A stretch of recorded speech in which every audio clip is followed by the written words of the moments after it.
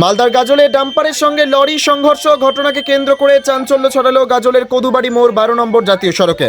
ঘটনা ঘটেছে মঙ্গলবার সকাল 6টা নাগাদ। সংঘর্ষের ঘটনায় এক লরি চালক গুরুতর আহত হয়। তাকে উদ্ধার করে গাজল স্টেট জেনারেল হাসপাতালে পাঠানো হয়। খবর পেয়ে ছুটে আসে টোল প্লাজার কর্মীরা ও গাজল থানার পুলিশ। দুর্ঘটনার জেরে একটি ট্রেন গাড়ি চলাচল কিছুক্ষণ বন্ধ থাকলেও পরে স্বাভাবিক হয়ে যায়। জাতীয় সড়ক থেকে দুটি গাড়িকে সরানোর পর যান চলাচল স্বাভাবিক হয়। জানা যায় মালদা থেকে রায়গঞ্জগামী যাচ্ছিলেন লরি ও ডাম্পার। রায়গঞ্জ যাওয়ার পথে গাজলের কদুবাড়ি মোড়ে দুটো গাড়ি রেষারেষি করতে গিয়ে নিয়ন্ত্রণ হারিয়ে দুর্ঘটনার কবলে পড়েন।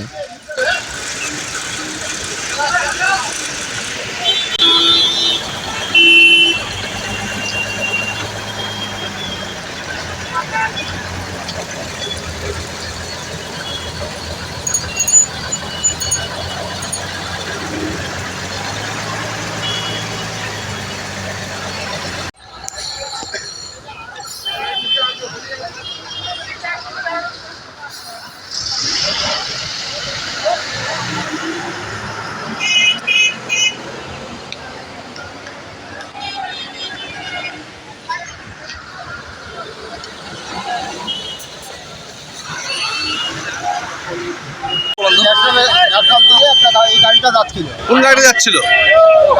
হ্যাঁ আর এই পিকআপটা যাচ্ছিল ন্যাশনাল দিয়ে। আপনার ডাম্পারটা এই দিক থেকে আসছিল, হ্যাঁ নাম্বারটা ক্লিয়ার করতে পারে, নাম্বারটা ঢুকে দিতে আর ন্যাশনাল গাড়ি করতে থেকে পা দেয় না, হঠাৎ করে মেরে দিচ্ছে। তখন আমি এখানে দাঁড়াই, হ্যাঁ আমি এসে ড্রাইভারটাকে নামাইলাম।